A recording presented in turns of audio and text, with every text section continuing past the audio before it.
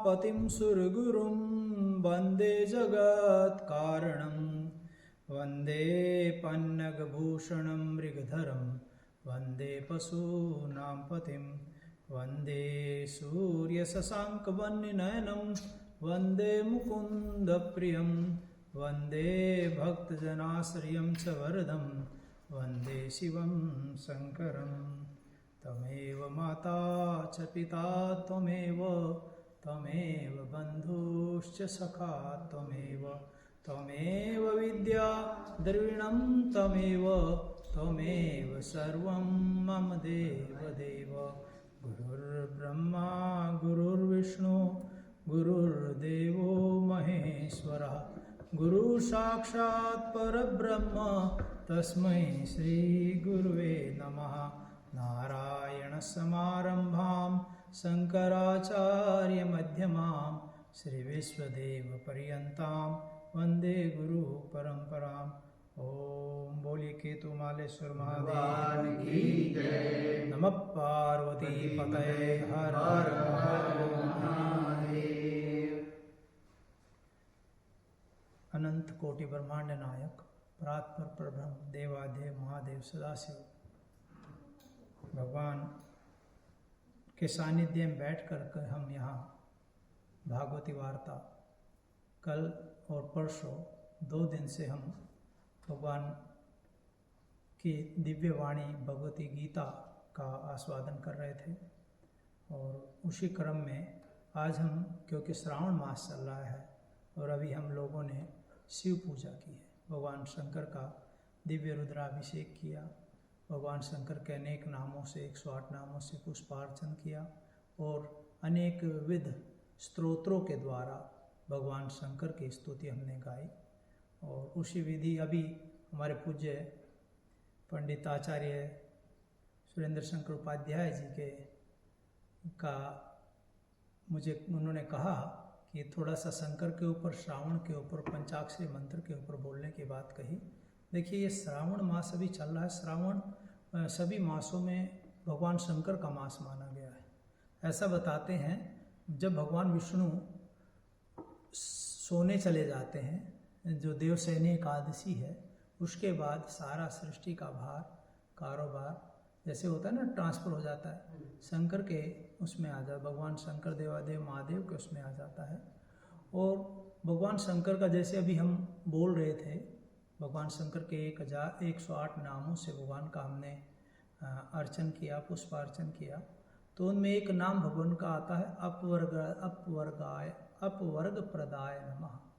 अपवर्ग क्या होता है, ये इसके ऊपर बड़ा सुंदर वो आया है। पवर्ग क्या होता है, प फ ब भ म। जो यदि हिंदी भाषा पढ़े हों या संस्कृत पढ़े हों तो प वर्ग, जिसमें प पहले आता है, और जैसे कवर्ग होता है क ख ग घ, हाँ, च वर्ग होता है च छ ज झ। ये संस्कृत और हिंदी में आता है। ऐसे पवर्ग होता है प फ ब भ म। तो प से पाप, प से पुण्य, प से पाप और पुण्य दोनों होते हैं। फ से फल, भाई पाप और पुण्य करोगे तो उसका फल भी तो मिलेगा।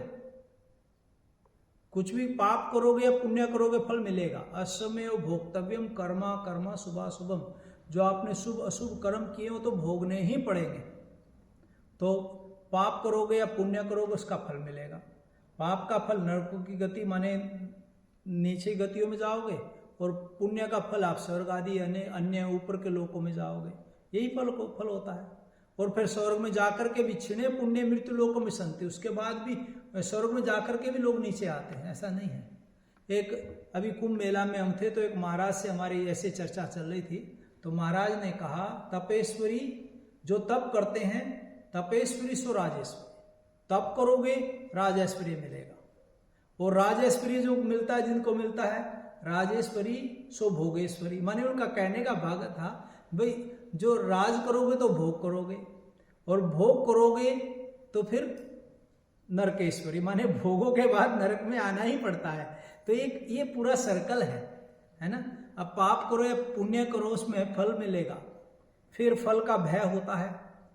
फिर पा से पाप पुण्य, फा से फल, पा फा बा, बा से बंधन।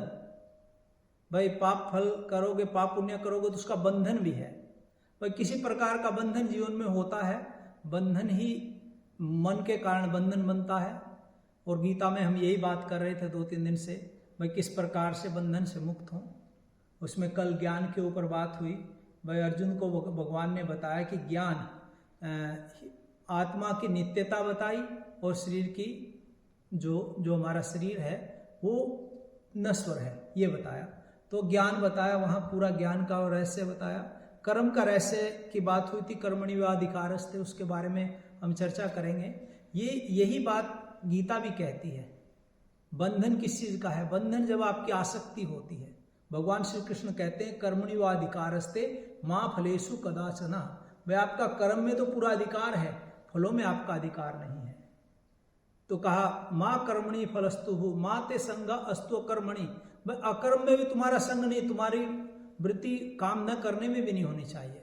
जैसे 2 खिलाड़ी खेलते हैं, 2 मैच, क्रिकेट का मैच होता है या फुटबॉल का मैच होता है, खिलाड़ी अपना बेस्ट देता है, वो जीते हारे वो अलग बात है, लेकिन जो बेस्ट देता है उसको हमेशा याद किया जाता है।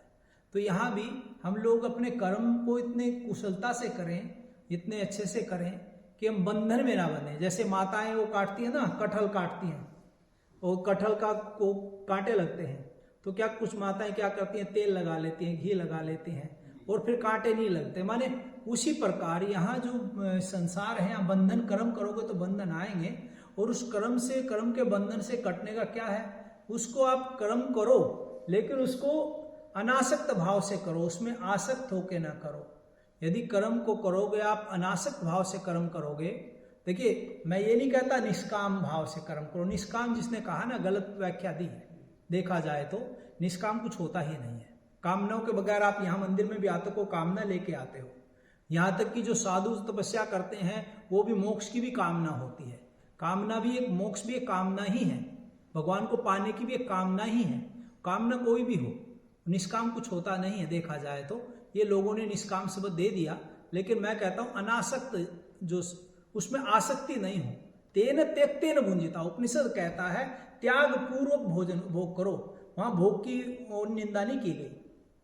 तो बात चल रही थी पवर्ग की, वैसे बंधन होंगे।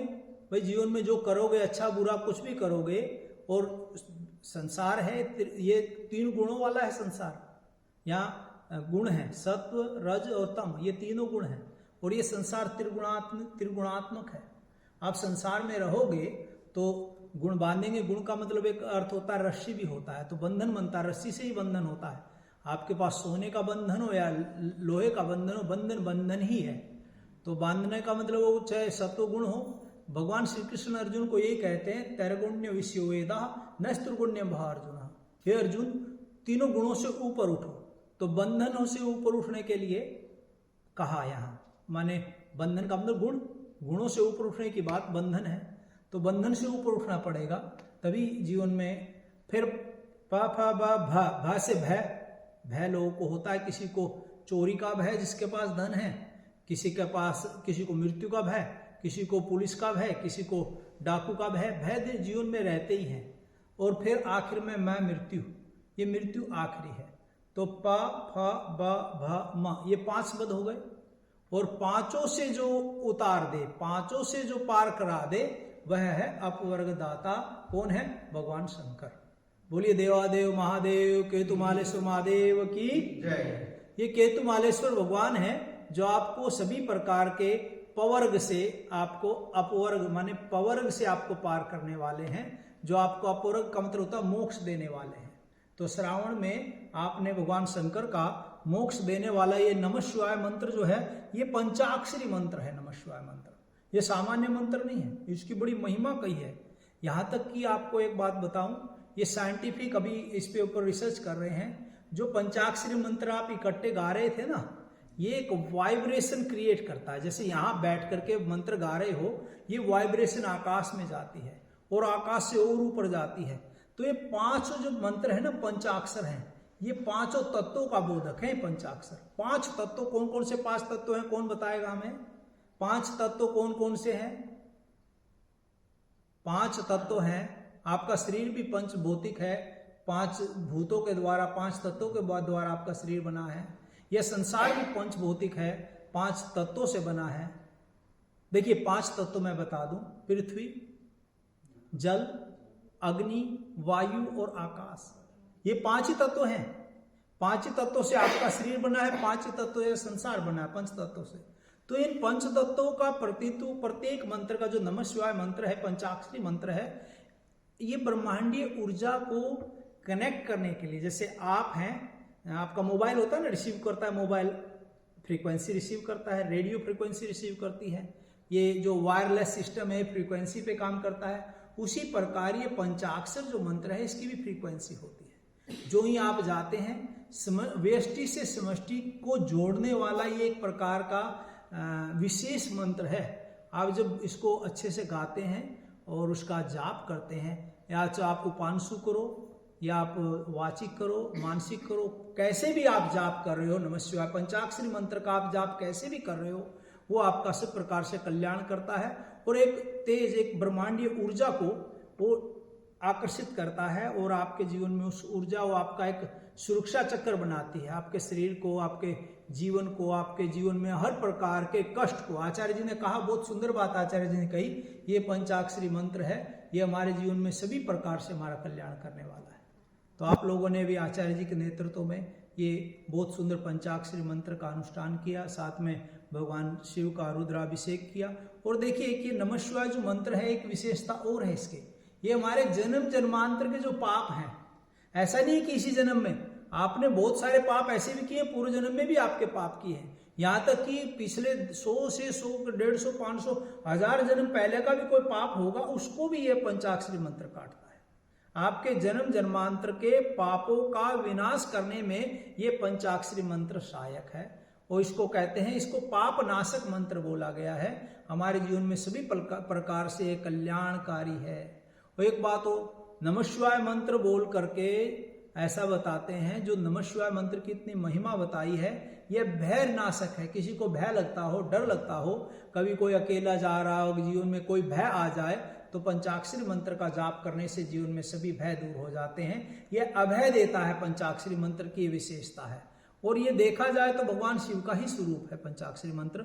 ये जो शिव महापुराण में स्पष्ट कहा है, शिवाय नमः इत्येतत् शब्दः मात्र पवित्रकम त्रैलोक्य यदन्य तस्य न मंत्र सदृशोस्ति है। भाई ये जो पंचाक्षरी मंत्र है, इससे सदृश कोई अन्य मंत्र नहीं है त्रैलोक्य में। ये शिव महिमा में, माने भगवान शिव की महिमा और पंचाक्षरी मंत्र की महिमा ऐसी पुराण में कही गई है।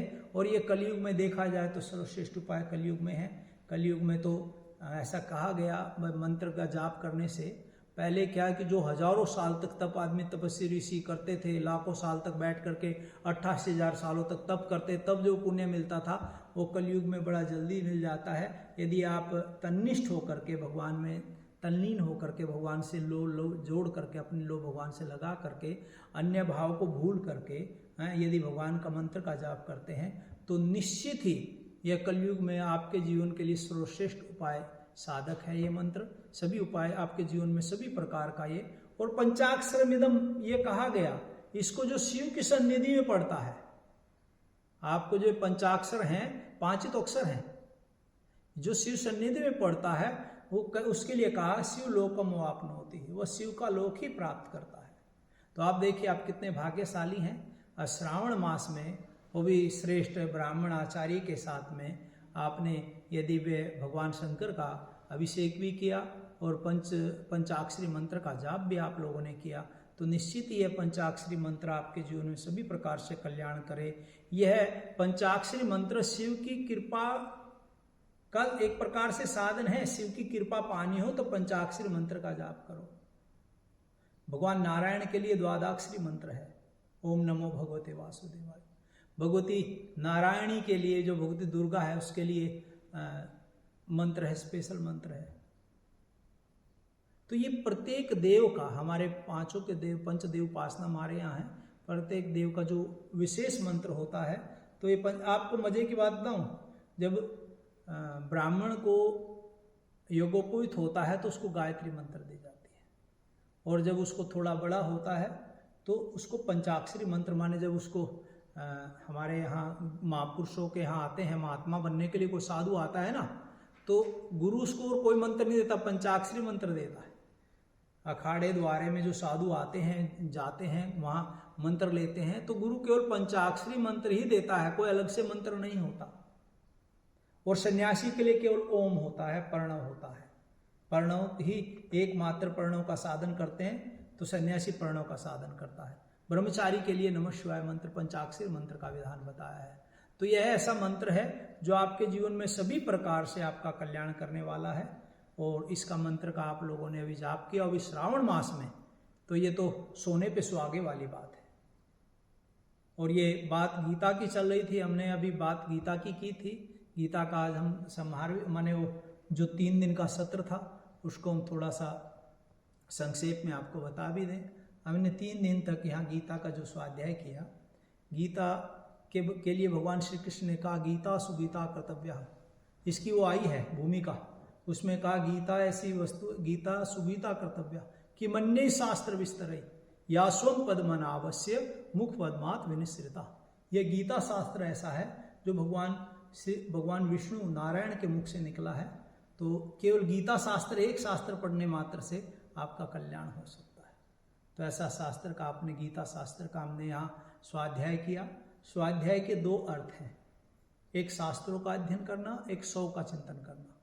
तो हम लोगों ने, मैंने कल बताया भी था भाई, हमें अपने को अपग्रेड करना है। जैसे मोबाइल को अपग्रेड होते हैं ना आजकल, एप्पल का कभी 13 आ रहा, कभी 14 आ रहा, कभी 15 आ रहा, कभी 16 आ रहा है, अपग्रेड होते रहते हैं। गाड़ियां भी जैसे पहले कैसी होती थी अब कैसी आ गई, सब चीज़ अपग्रेड हो रही है। तो ऐसे ही आपको भी अपने को अपग्रेड करना है, और ये गीता आपको अपने को अपग्रेड करना सिखाती है।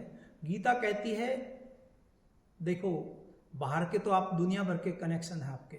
अभी आचार्य जी, आपको बड़ी बात सुनकर के आश्चर्य होगा, भारत में पंजाब में एक महिला कुछ दिन पहले मरी, और उसके इंस्टाग्राम पे लाखों फॉलोअर थे, और जिस दिन वो मरी उसके उठाने के लिए 4 आदमी नहीं मिले उसको। तो ये जो बाहर की दुनिया है ना, ये दिखावे की, आजकल ग्लैमर की, मेरे इतने फ्लोर हैं, मुझे इतने लोग वो करते हैं, इतने, कोई भी काम नहीं आता। आपका बाहर तो कनेक्शन खूब है, लेकिन सेल्फ पे कनेक्शन टूट चुका है। You are not connected with yourself. आपके मोबाइल में 500 नंबर, 1000 नंबर, 2000 नंबर हो सकते हैं। आप सवेरे से शाम तक व्हाट्सएप, हेलो हाय, दुनिया भर के मैसेज, फेसबुक, सब काम सोशल मीडिया से जुड़े हुए हैं, लेकिन आप अपने से कितना जुड़े हुए हैं, ये स्वाध्याय आपको सिखाएगा। You have to connect yourself if you want any change within। आपको यदि अपने अंदर कोई बदलाव लाना है, बाहर के बदलाव आपको लाभ नहीं करेंगे, अंदर का बदलाव ही, क्योंकि हमारी जो इंद्रियां है ना वो बहिर्मुखी हैं। हम बाहर तो दिन भर देखते रहते हैं, अंतर्मुखी तो हम हो ही नहीं पाते। जिस दिन आप अंतर्मुख हो जाओगे, भगवान श्री कृष्ण ने अर्जुन को देखो 18 अध्याय बताए, 41 टाइम अर्जुन ने क्वेश्चन किया। देखिए गीता आपको एक बात बताती है, don't hesitate to ask question. Gita कहती है क्वेश्चन करने में वो मत करो, कोई किसी प्रकार का हेजिटेशन मत करो, प्रश्न पूछो। ये हमारा सनातन ही है जहां प्रश्न पूछने का अधिकार है। आपको प्रश्न पूछना चाहिए, आचार्य जी से पूछो, अपने बड़ों से जो योग्य है उनसे प्रश्न पूछो। ये परिप्रश्नेन, और सेवा करो। गीता कहती है तद विद्धि प्रणिपातेन परिप्रश्नेन सेवया। उसको किस प्रकार से जानना है, कहा कि सेवा करके जानना है, प्रश्न पूछ के जानना है। बिना पूछोगे नहीं तो कौन बताएगा क्या, आपके घर तो कोई आके बताने वाला नहीं है। और व्हाट्सएप यूनिवर्सिटी से आप कुछ ज़्यादा सीख नहीं पाओगे, वो तो ठीक है, छोटी छोटी बातें लोग भेजते रहते हैं। और मैं तो कभी कभी ये देखता हूँ कि ऐसी ऐसी बातें व्हाट्सएप पे, इन पे, फेसबुक पे पढ़ने को मिलती है जो कहीं शास्त्र में कहीं उसका कहीं उल्लेख ही नहीं है। भगवान श्री कृष्ण कहते हैं मैं प्रमाण नहीं हूं, शास्त्र प्रमाण है। तस्मात् शास्त्र प्रमाणन्ते कार्य कार्य व्यवस्थितो। क्या करना चाहिए क्या नहीं करना चाहिए, इसमें शास्त्र को प्रमाण मानो, कोई आदमी प्रमाण नहीं है। आचार्य शंकर जो आदि शंकराचार्य थे, उन्होंने स्पष्ट ये बात को बहुत सुंदर उन्होंने लिखा है। उनका, हम लोगों को क्या है कि हम बड़े सौभाग्यशाली हैं, हम ऐसी भूमि से आए हैं और फिर ऐसी भूमि में बैठे हैं, यहाँ हमें भगवान का नाम, भगवान का दर्शन, नाम रूप लीला धाम, ये चारों चीज़ें हमारे पास हैं।